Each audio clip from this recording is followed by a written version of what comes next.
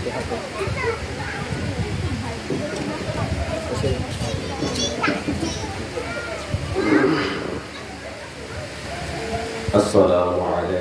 warahmatullahi wabarakatuh.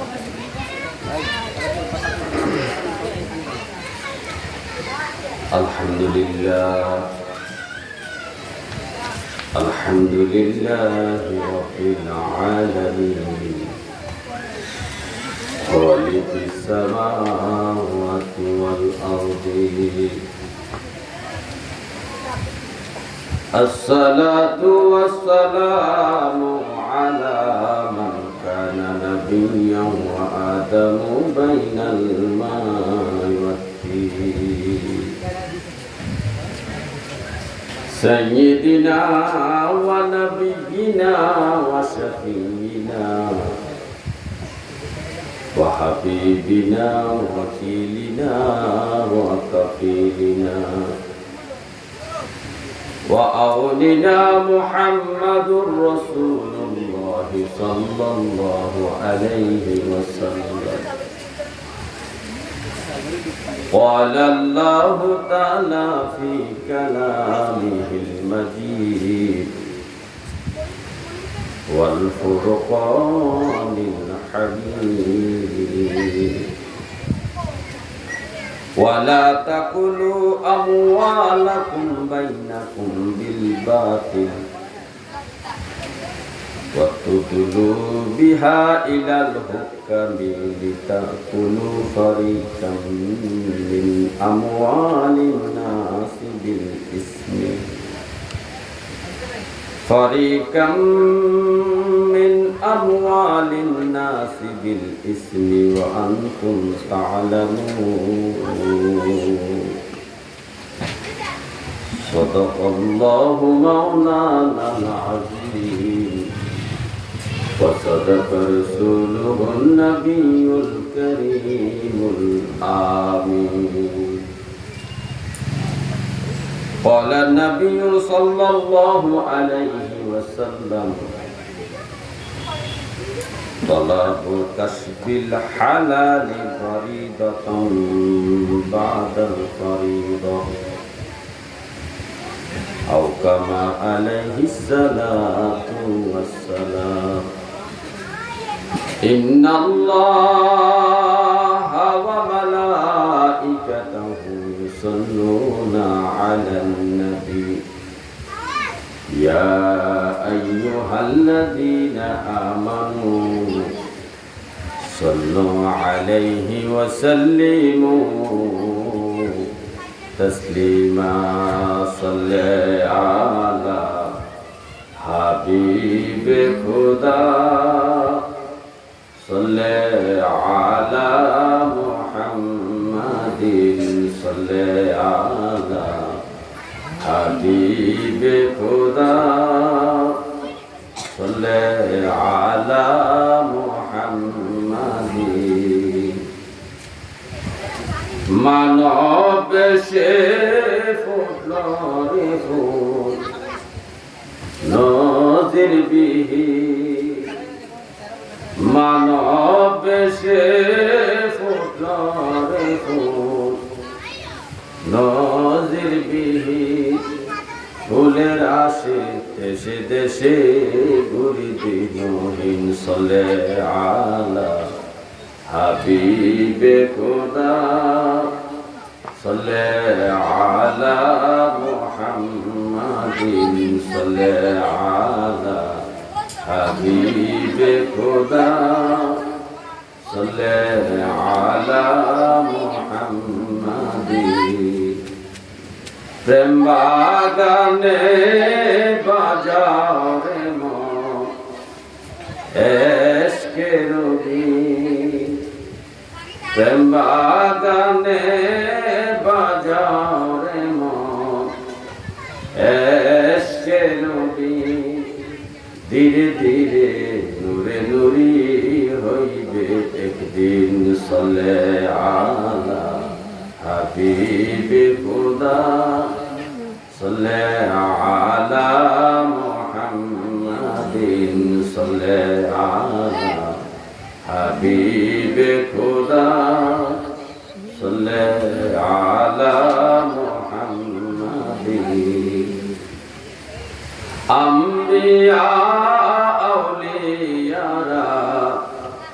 যে নামে বিলি আউলিয়া আম্বিয়ারা, যে নামে বিলি সে নামে মরিতে ডাকি আমিন আমিন সল্লে আলা হাবিবে খোদা সল্লে আলা মুহাম্মাদিন সল্লে আলা হাবিবে খোদা সল্লে আলা মুহাম্মাদিন সালাতুন ইয়া রাসূলুল্লাহ আলাইকুম সালামুন ইয়া হাবিবাল্লাহ আলাইকুম সালাতুন ইয়া রাসূলুল্লাহ আলাইকুম সালামুন ইয়া হাবিবাল্লাহ।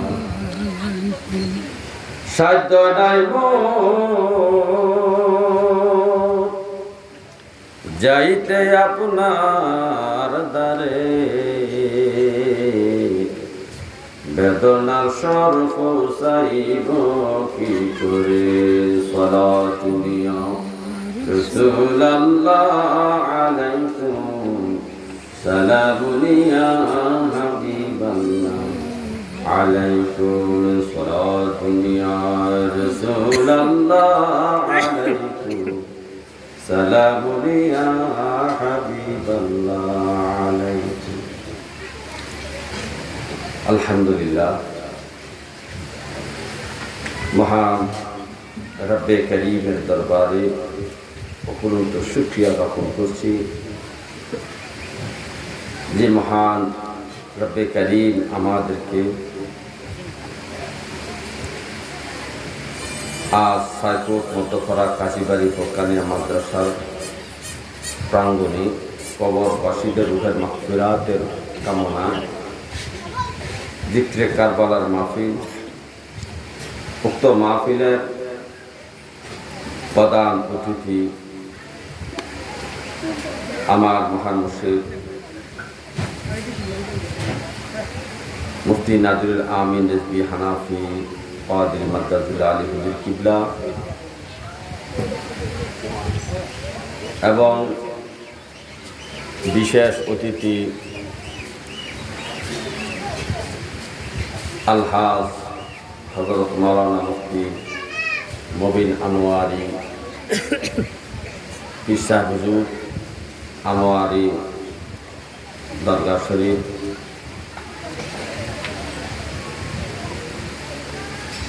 আরও বিশেষ অতিথি হিসাবে আছেন আশিক রাসূল হযরত মাওলানা হাবিবুর রহমান জাহাদি সাহেব, আরও বিশেষ অতিথি হিসাবে আছেন আপনাদের এলাকার সন্তান হযরত মাওলানা শাহ আলম সাহেব সহ দিগার কেরাম, সম্মানিত সামিন কেরাম, পর্দানিশী মা বোনেরা, সবাইকে আমি সালাম দিচ্ছি। আসসালামু আলাইকুম ওয়া রাহমাতুল্লাহি ওয়া বারাকাতুহু। সম্মানিত হাজিরিন,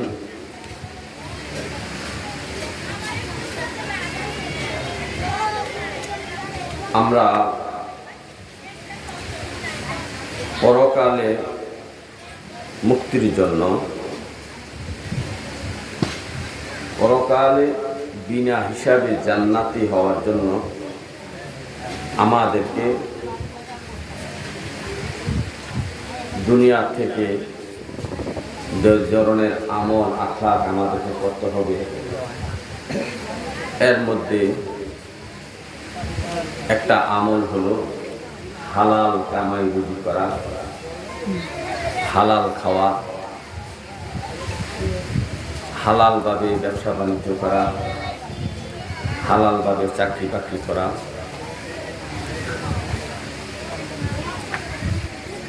এই বিষয়ের উপরে যত সামান্য কথা, যতটুকু কথা আলোকপাত করা যায়, আল্লাহ তাআলা যেন আমাদেরকে হেদায়েত নসিব করে কথার মাধ্যমে, বলার মাধ্যমে বরকত দান করে। সবাই বলেন আমিন।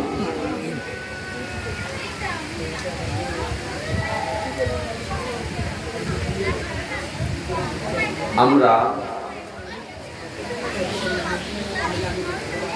প্রত্যেকেই জানি ইসলামের 5টা বেনা আছে, স্তম্ভ। প্রত্যেকটা নারী পুরুষের জন্য 5টা স্তম্ভ সমানভাবে, কারো কারোর জন্য সমানভাবে হয়, কারো কারোর জন্য 2-1টা কম হয়। ঈমান, নামাজ, রোজা, হজ, যাকাত। কিন্তু মহিলাদের জন্য একটা স্তম্ভ, 6 নম্বর স্তম্ভ হলো, 6 নম্বর ফরজ হলো পর্দা মধ্যে থাকা। আর পুরুষের জন্য 6 নম্বর ফরজ হলো হালাল কামাই করা।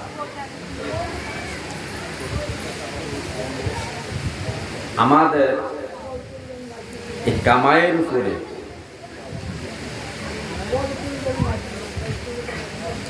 আল্লাহ তাআলা আমাদেরকে নির্দেশ করেছেন,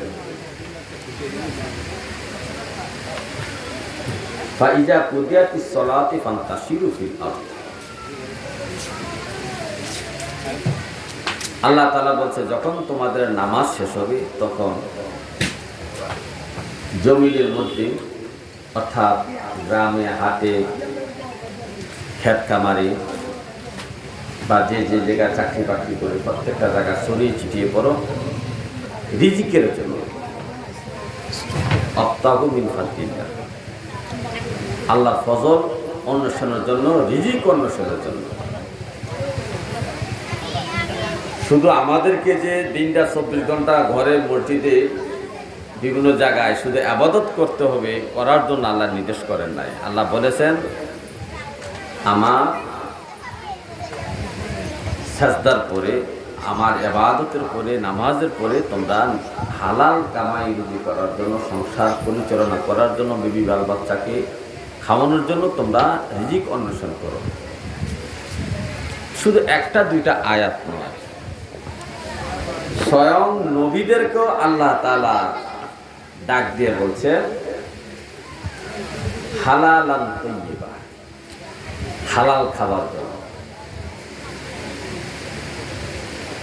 তাহলে হালাল কামাই, হালাল খাদ্যের বিষয়ে কোরআনে পাকের মধ্যে আল্লাহ তাআলা অনেকগুলো আয়াত উল্লেখ করেছে। তো আজকে যে আয়াতে কারিমা আমি তেলাওয়াত করেছি, এটার উদ্দেশ্যটা একটু ভিন্ন, যেটা বর্তমান সমাজে বেশিরভাগই এই অপরাধটা হচ্ছে। একজনের সম্পদ আরেকজনে ভোগ করছে, একজনের টাকা আরেকজনে আত্মসাৎ করেছে, একজনের জমি জোর করে আরেকজনের দখল করতেছে। এবং লোকটা জানে এই জায়গাটা আমার না, আমার বাবারও ছিল না, বাবাও দাবি করে নাই, কিন্তু সন্তান এবং নাতির যুগে এসে মিথ্যা মামলা দিয়ে হয়রানি করতেছে। এই বিষয়ের উপরে আমি একটা আয়াতে কারিমা উল্লেখ করেছি। আল্লাহ তাআলা এই আয়াতের উপর আলোচনা করার তৌফিক দান করেন, আমিন। আল্লাহুম্মা সাল্লি আলা মুহাম্মাদ ওয়া আলা আলি সাইয়্যিদিনা মুহাম্মাদ ওয়া আলা আলি সাইয়্যিদিনা।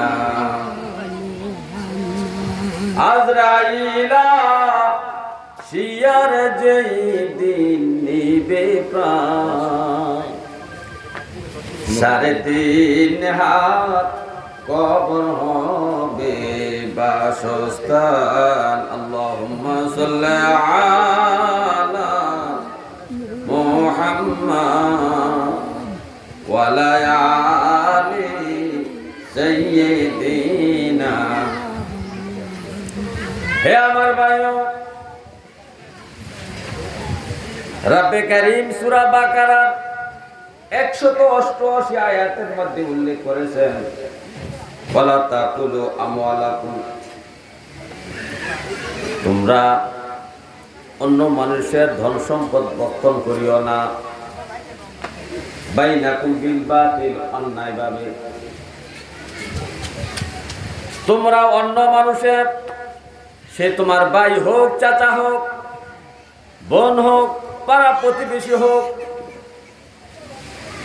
যে কোনো মুসলমান হোক না কোনো, হিন্দু হোক, বৌদ্ধ হোক, খ্রিস্টান হোক, যেই ধরনের মানুষ হোক না কেন রে বান্দা, তুমি তার ধন সম্পদ, জায়গা জমি, টাকা পয়সা অন্যায় করে তুমি ভক্ষণ করিও না। ওয়াতুদলু বিহা ইলাল হুকামি লিতাকুলু ফারিকা মিন আমওয়ালিন নাসি বিল ইসমি। তুমি জানো এই সম্পত্তিটা তোমার বাবারও ছিল না, তোমার দাদার ছিল না,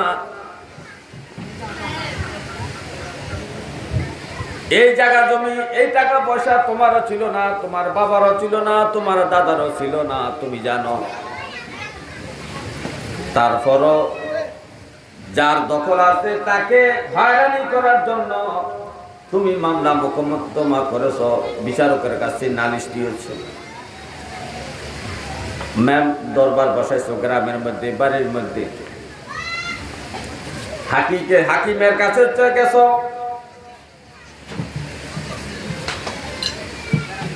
এবং ইউনিয়ন পরিষদের মধ্যে বিচার দিয়েছ, চেয়ারম্যান মেম্বারের কাছে নালিশ করেছ।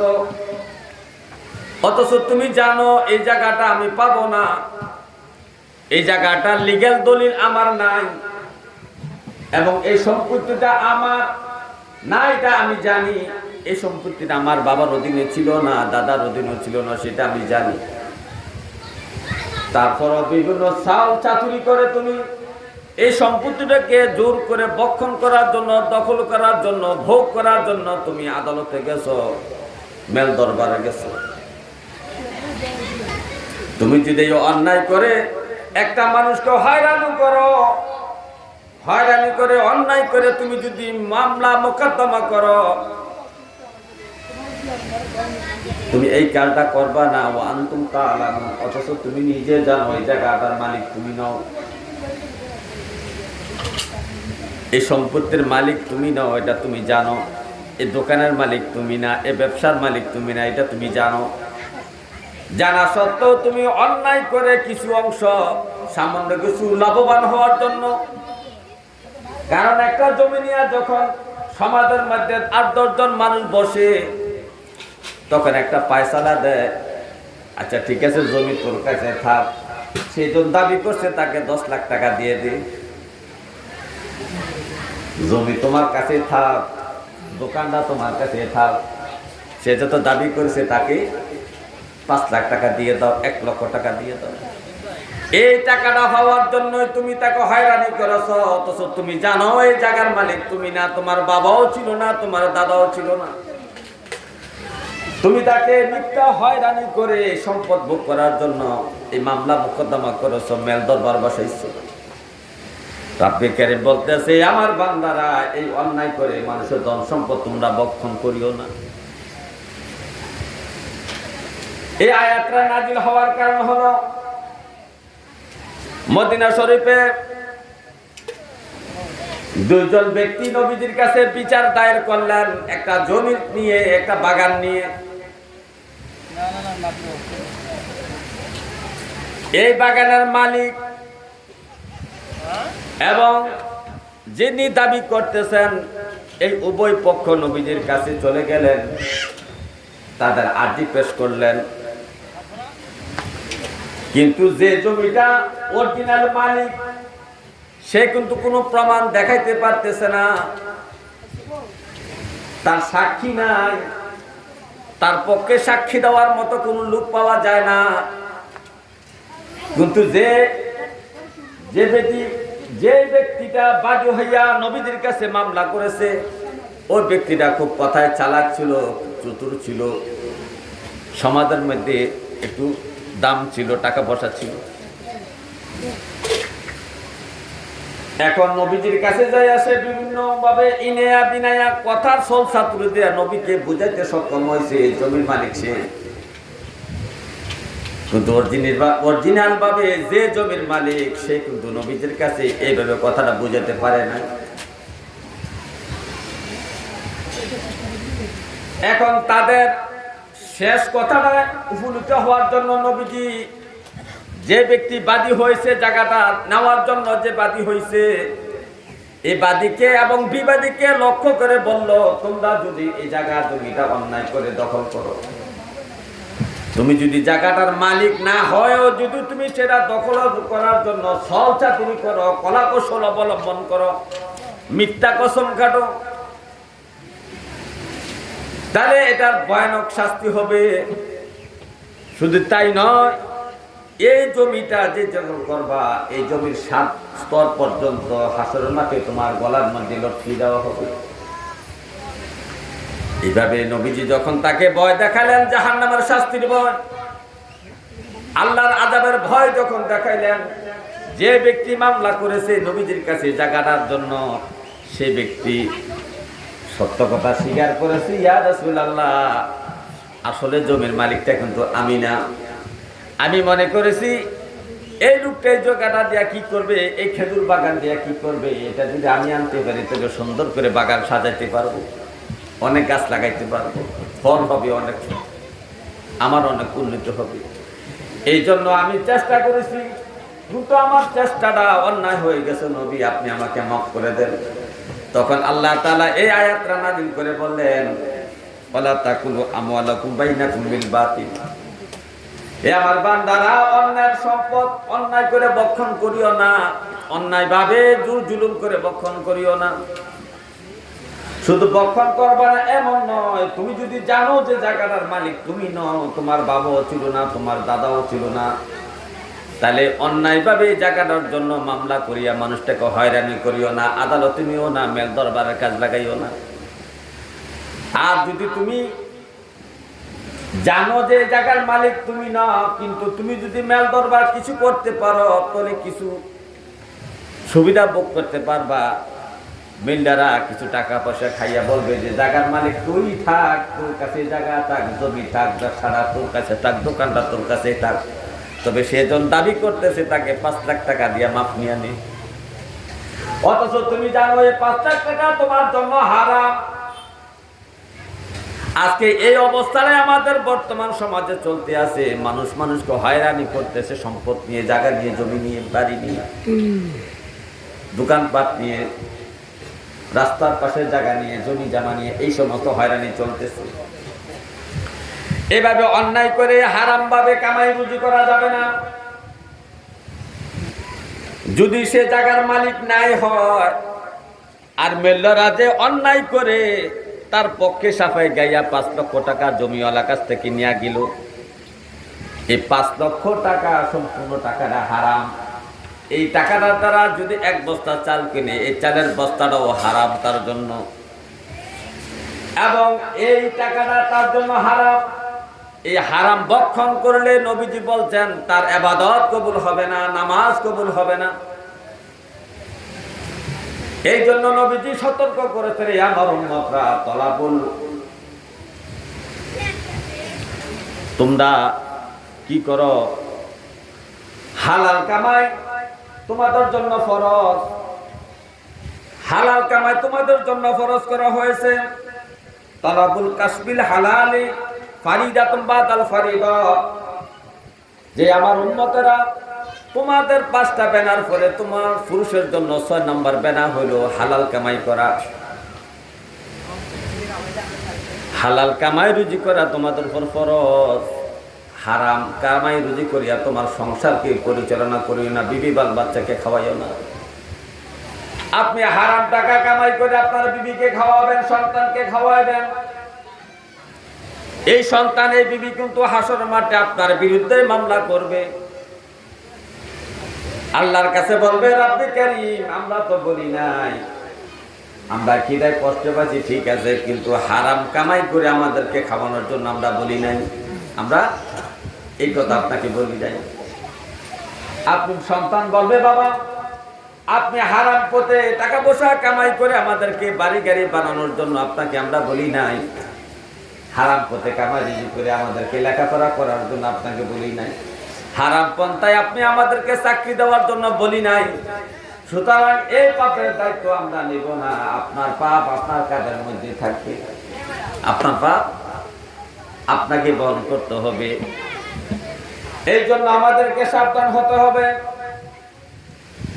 এই আমাদের ব্যবসা বাণিজ্য, কামাই রুজি, প্রত্যেকটা ব্যবসা বাণিজ্য এবং কামাই রুজি, চাকরি বাকরির একটা বিধান আছে ফতুয়ার কিতাবে। প্রত্যেকটা ফতুয়ার কিতাবে একটা অধ্যায় আছে যে কিভাবে ব্যবসা করলে হালাল হবে, কিভাবে ব্যবসা করলে হারাম হবে, কিভাবে চাকরি করলে হালাল চাকরি হবে, বেতন খাওয়া হালাল হবে, কিভাবে চাকরি করলে বেতন খাওয়া হারাম হবে, সব কিছু বিধিবিধান ফিকহের কিতাবের মধ্যে উল্লেখ আছে। কিন্তু আমার বাংলাদেশের শতকরা ৮০ থেকে ৮৫% মুসলমান ব্যবসা বাণিজ্য করে, চাকরি বাকরি করে, তার চাকরির বিষয়ে মাসলা মাসাইল জানে না, ব্যবসার বিষয়ে মাসলা মাসাইল জানে না। ব্যবসার বিষয় কি? অথচ সামান্য একটু অন্যায়ের কারণে আমার ব্যবসা ইনকামটা হারাম হয়ে যায়।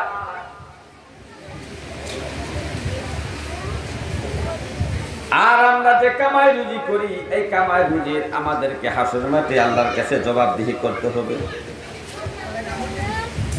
কবরের মধ্যে ৩টা প্রশ্ন করবে, আপনারা সবাই জানেন। কবরের ৩টা প্রশ্ন করবে, আপনারা সবাই জানেন। প্রত্যেকটা মুসলমান এই কথাটা জানে। কোন ফেরেশতায় প্রশ্ন করবে তাও জানে। মুনকার এবং নাকির নামক ২জন ফেরেশতা তাকে প্রশ্ন করবে, প্রত্যেকটা মুসলমান জানে। নারী থেকে পুরুষ পর্যন্ত সবার কিন্তু নাম মুখস্থ হয়েছে। মুনকার নাকির ৩টা প্রশ্ন করবে, কিন্তু অনেক মুসলমান জানে না হাসরের মাঠে স্বয়ং আমার আল্লাহ 5টা প্রশ্ন করবে প্রত্যেকটা নারী পুরুষকে।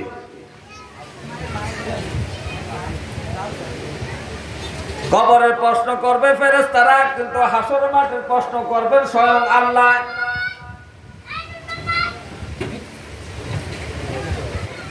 হাসর মাঠে আপনাকে 5টা প্রশ্ন করা হবে। নবীজি বলেন লা তাজুলা কাদামা ইবনে আদম, হাসর মাঠে আদম সন্তান পাও নাড়াতে পারবে না। যে জায়গায় দাঁড়াইছে সে জায়গায় দাঁড়ায় থাকতে হবে। হাত্তা ইউসআলা আন খামসিন, যতক্ষণ পর্যন্ত না 5টা প্রশ্নের উত্তর দিতে পারবে, যতক্ষণ পর্যন্ত না হাসরবাসী 5টা প্রশ্নের, প্রত্যেকটা মানুষ, প্রত্যেকটা নারী, প্রত্যেকটা পুরুষ আল্লাহ 5টা প্রশ্ন করবেন। 5টা প্রশ্নের উত্তর দেওয়ার আগ পর্যন্ত পাও নাড়াচাড়া করতে পারবে না। নবীজি বলছেন 1 নাম্বার প্রশ্ন হলো উমুরিহি ফিমা আফনাহু, এই যে তুমি 60 বছর জিন্দেগি করছো, জন্ম থেকে মৃত্যু পর্যন্ত 60 বছর তুমি জীবিত ছিলা। 50 বছর 4 মাস 3 দিন তুমি দুনিয়াতে জীবিত ছিলা। 40 বছর 4 মাস তুমি সাইকোটের জমিনে জীবিত ছিলা। এই 40 বছর 4 মাস সময় তুমি কি কাজ করেছো, কিভাবে সময়টা কাটাইছো, কিভাবে তোমার জীবনটা কাটাইছো, হিসাব দাও। 2 নাম্বার প্রশ্ন আল্লাহ করবেন ওয়া আন শাবাবিহি ফিমা আফলাউ, এরে আমার বান্দা, এরে আমার বান্দি, যৌবনকাল তুমি কিভাবে কাটাইছো, যৌবনকালের একটু হিসাব দাও। যৌবনকালের একটু হিসাব দাও। 3 নাম্বার প্রশ্ন হলো ওয়া আন মালিহি মিন আইনা ইকতাসাবাহু ওয়া ফিমা আনফাকাহু। 4 নাম্বার প্রশ্ন 3 নাম্বার প্রশ্ন হলো ওয়া আন মালিহি মিন আইনা ইকতাসাবাহু, তোমার ধন সম্পদ, এই জায়গা জমি, এই মার্কেট, এই বিল্ডিং, এই যে জায়গা জমি, টাকা পয়সা, এই যে বাড়ি গাড়ি তুমি করছো, কিভাবে এগুলা করছো একটু হিসাব দাও। কোন পথে কামাই করেছো, হালাল ভাবে করেছো না হারাম ভাবে কামাই করেছো, হিসাব দাও। এই যে তুমি 5তলা বিল্ডিং করেছো, হিসাব দাও। এই যে তুমি টিনের বেড়া দিয়ে ঘর বানাইছো, হিসাব দাও। কিভাবে এই ঘর বানাইলা, কিভাবে জায়গা কিনলা, কিভাবে ছেলেকে চাকরি দিলা, কিভাবে সন্তানকে বিদেশ পাঠাইলা, সন্তান এতগুলা লালন পালন করলা, কিভাবে করলা, কিভাবে কামাই রুজি করছো, সবগুলার হিসাব তুমি আজকে দাও। তারপরে নবীজি বলেন 4 নাম্বার প্রশ্ন করবেন ও ফিমা আনফাকাহু, এই যে টাকা পয়সা কামাই করছো, এই টাকা পয়সাগুলা তুমি কোন কোন খাতে ব্যয় করছো, কিভাবে খরচ করছো, একটি হিসাব দাও।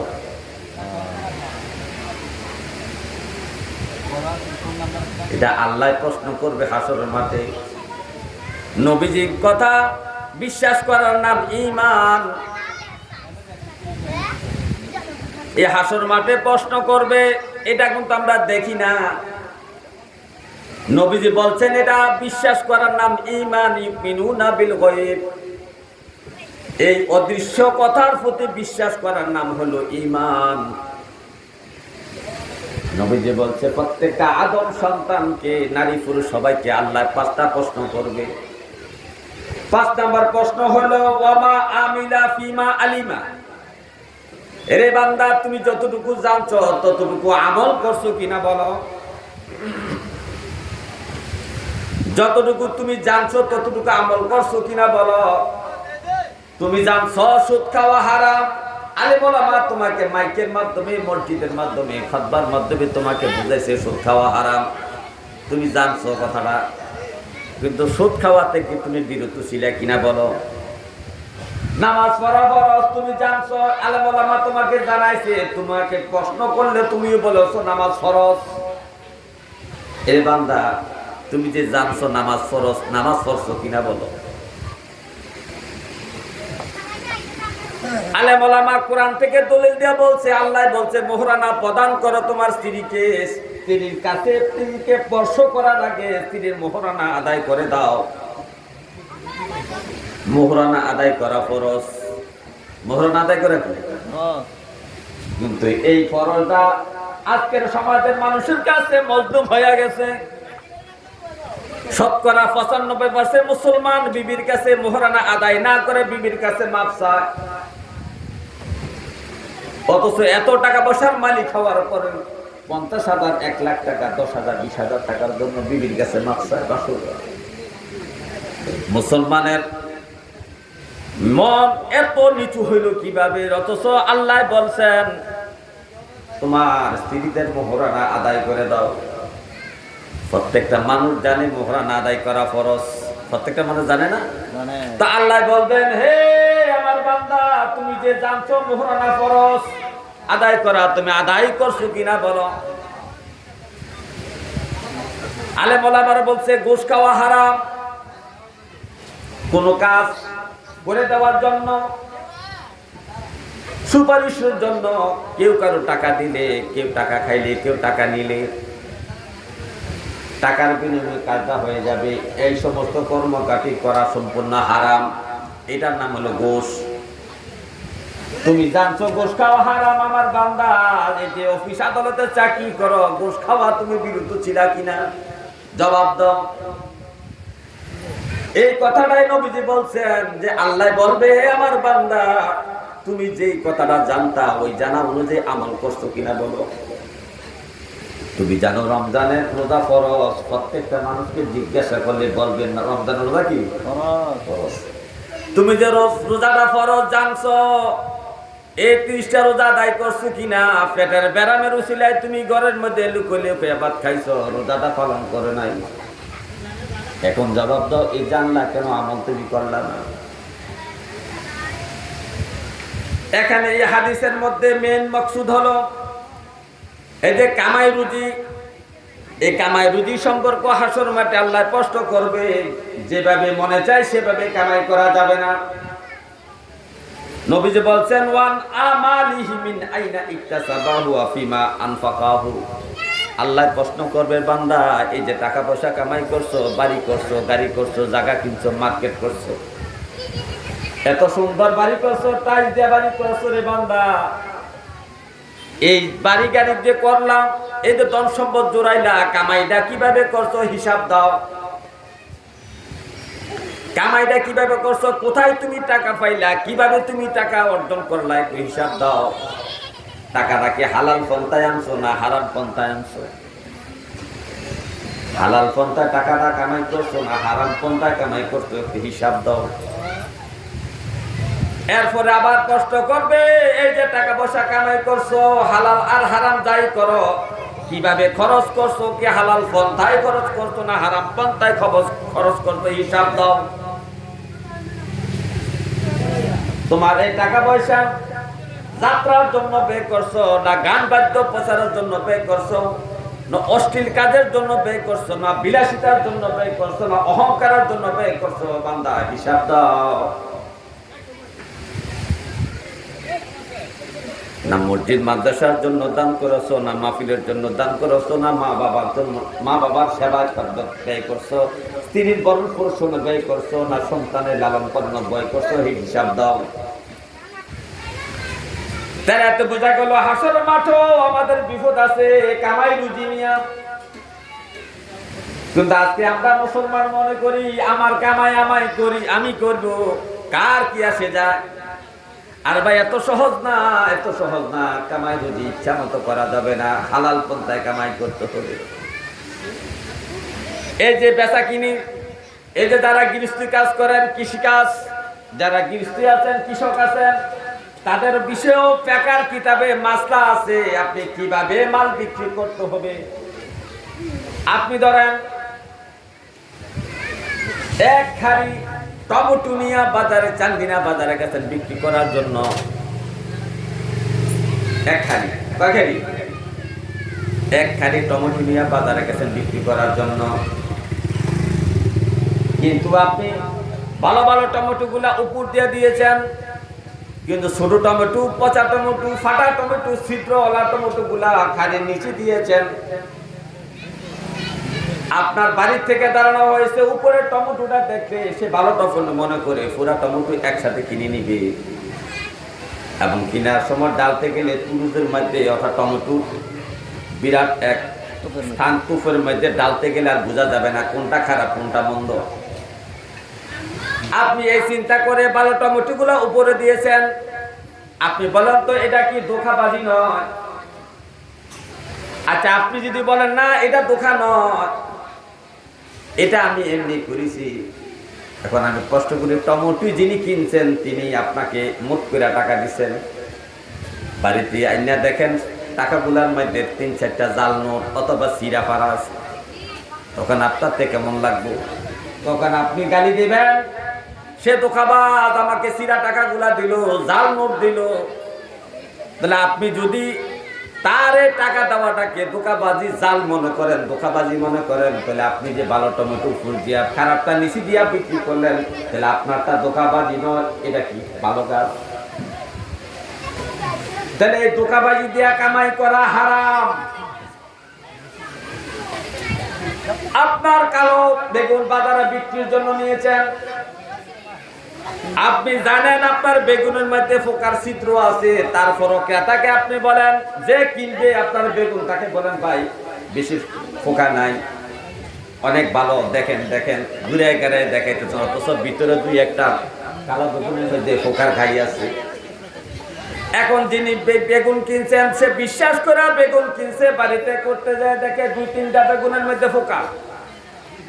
এখন আপনি যে ভালো কেয়া বিক্রি করলেন, এই যে ধোঁকাটা দিলেন, এই ধোঁকা দিয়া আপনি বেগুন বিক্রি করিয়া 50 টাকা কেজি বিক্রি করে 50 টাকা আপনি হারাম কামাই করলেন। কিন্তু আপনি যদি বলতেন যে ভাই আপনি মাল দেখে নেন, ভালো হইলো এখানে, খারাপ হইলো এখানে, ভালো হইলো এই 1 কেজির মধ্যে আছে, খারাপ হইলো 1 কেজির মধ্যে আছে, আপনার মাল আপনি দেখে নেন, আর আপনি কত টাকা দিবেন দেন। কিন্তু আপনি ধোঁকা দেওয়ার জন্য, মাল বিক্রির জন্য আপনি সাফাই গাইতেছেন, আমার বেগুন ভালো, কালো কালো বেগুন ভালো, ফোকা নাই, ছিদ্র নাই, কিছু নাই, এই কথা বলে বলে আপনি ধোঁকা দিয়া মাল বিক্রি করলেন। এই যে ধোঁকা দিয়া বিক্রি করলেন, এই বিক্রির টাকাটা সম্পূর্ণ আপনার জন্য হারাম, হারাম, হারাম। হে আমার ভাইও, এত সাধারণ ভাবে, এত সহজ নয় জান্নাতে যাওয়া, এত সহজ নয়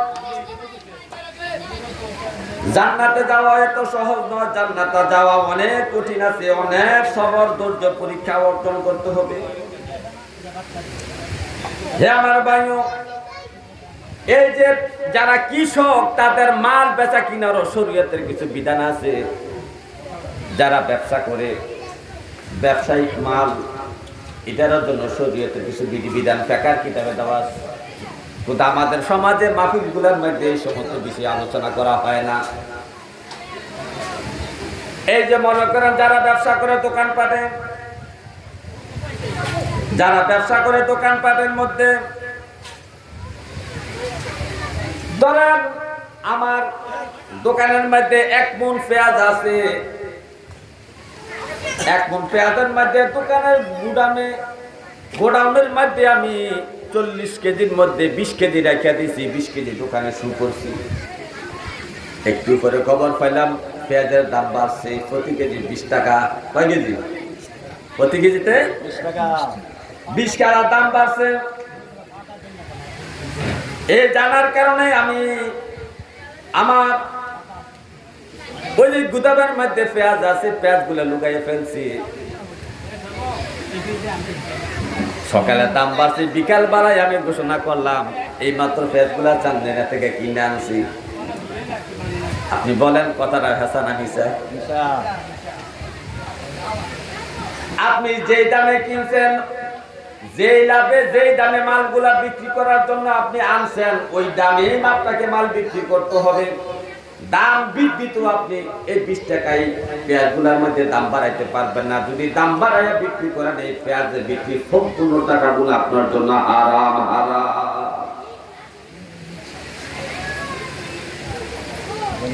এই হারাম বিক্রি, এই হারাম ভাবে কামাই করে আপনার কি লাভ হবে? আপনার উপায় হবে কি হাসরের মাঠে? এই যে আপনি এই হারাম কামাই করে আপনি নামাজ রোজা করবেন, হজ যাকাত করবেন, ভাই আপনার এই হজ যাকাত এই নামাজ কি কবুল হবে কিনা বলেন? এখন নবীজি কি বলছে দেখেন, এই যে আপনার হারাম কামাই করে হারাম খাইয়া 5 ওয়াক্ত নামাজ পড়ে নবীজি বলছেন, হে আমার উম্মত, ইন্নাল্লাহ তাইয়্যিব, আল্লাহ হলো পবিত্র, লা ইকবালুল তাইয়্যিব খাবিসা। আল্লাহ অপবিত্র জিনিস গ্রহণ করেন না, আল্লাহ পবিত্র পবিত্র জিনিস গ্রহণ করবেন। তুমি হারাম খাইছো, সকালবেলা ভাত খাইছো, এই ভাতটা তুমি হারাম টাকা দিয়া এই চালগুলা কিনছো, এগুলা খাইয়া তুমি মসজিদে নামাজ পড়তে গেছো। তোমার পেটের খাবার হারাম, তোমার যে পোশাকটা পরছো এই পোশাকটা 10 টাকা দিয়ে কিনছো। ধরো 10 টাকার মধ্যে 1 টাকা হারাম টাকা আছে, সুদের টাকা, ঘুষের টাকা, অর্থাৎ ধোঁকাবাজি টাকা আছে। এই টাকাটা থাকার কারণে জামাত, পুরা জামাত টাকারে হারাম। তোমার পোশাকে হারাম টাকার কিনা, পেটের খাবার হারাম টাকার কিনা। তো নবীজি বলছেন যাদের পোশাক হারাম টাকার, রক্ত মাংস হইলো হারাম খাদ্যের দ্বারা পেটের মধ্যে হারাম খাদ্য ঢুকাইছ, তুমি কিয়ামত পর্যন্ত আল্লাহকে সিজদা করতে পারবা, একটা সিজদাও আমার আল্লাহ কবুল করবে না। এই জন্য হালাল কামাই করার জন্য আমাদেরকে চেষ্টা করতে হবে। হে আমার ভাইও, গভীর ভাবে মনোযোগ।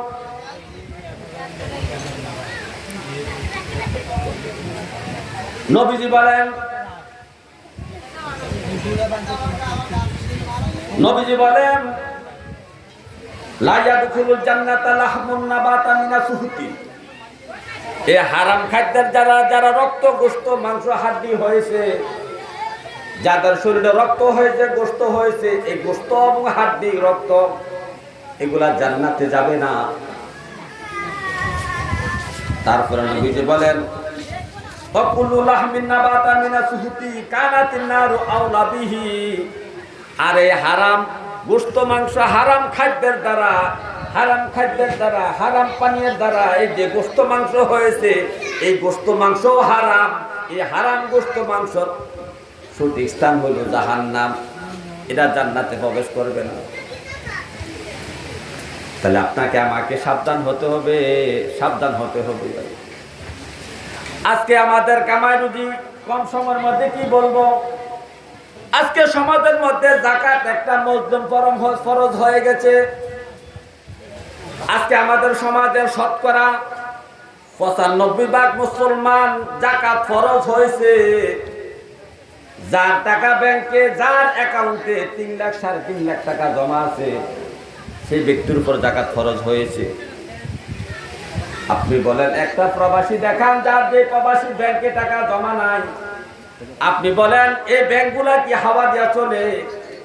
এগুলোকে মাটি দিয়া চলে নাকি ব্যাংক? প্রত্যেকটা ব্যাংকের প্রবাসীর নামে 10 লাখ 20 লাখ 30 লাখ 40 লাখ 50 লাখ টাকা ব্যাংকে জমা আছে। এত টাকা জমা থাকার পরেও এত টাকা সম্পত্তির মালিক হওয়ার পরে সে যাকাত দেয় না। সে ফতোয়া দেয় আমার উপর যাকাত ফরজ হয় নাই।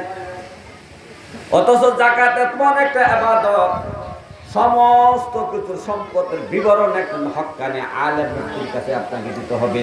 মুফতি যোগ বিয়োগ করে আপনাকে ঘোষণা দিয়ে দিবে আপনার উপর যাকাত ফরজ হয়েছে কি হয়েছে না, এটা আপনাকে মুফতি সাহেব জানাই দিবে। তো যে ব্যক্তির উপর যাকাত ফরজ, যে সম্পত্তি গুলার উপরে হিসাব করে ব্যবসার পণ্য, ব্যাংকের টাকা, ঘরের মধ্যে স্বর্ণ অলংকার সব কিছু হিসাব করে যদি যাকাত ফরজ হয়ে যায়, ঘরের কর্তা যদি যাকাত না দেয়, এই ঘরের কর্তার জন্য তার সম্পত্তি সম্পূর্ণ হারাম। এই সম্পত্তি কি? টাকা পয়সা তার জন্য হারাম।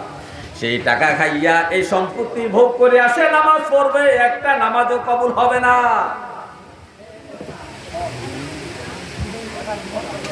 আরো কঠিন বিষয় কি দেখেন, ফিকহের কিতাবের মধ্যে আছে লা সালাতা ইল্লা বিযাকাত, লা সালাতা ইল্লা বিযাকাত। প্রত্যেকটা ফতোয়ার কিতাবের মধ্যে ফতোয়া স্বামী থেকে শুরু করিয়া ফতোয়া লিগের পর্যন্ত যতগুলা ফতোয়ার কিতাবে এই কথাটা উলামায়ে কেরাম একমত হয়েছেন। লা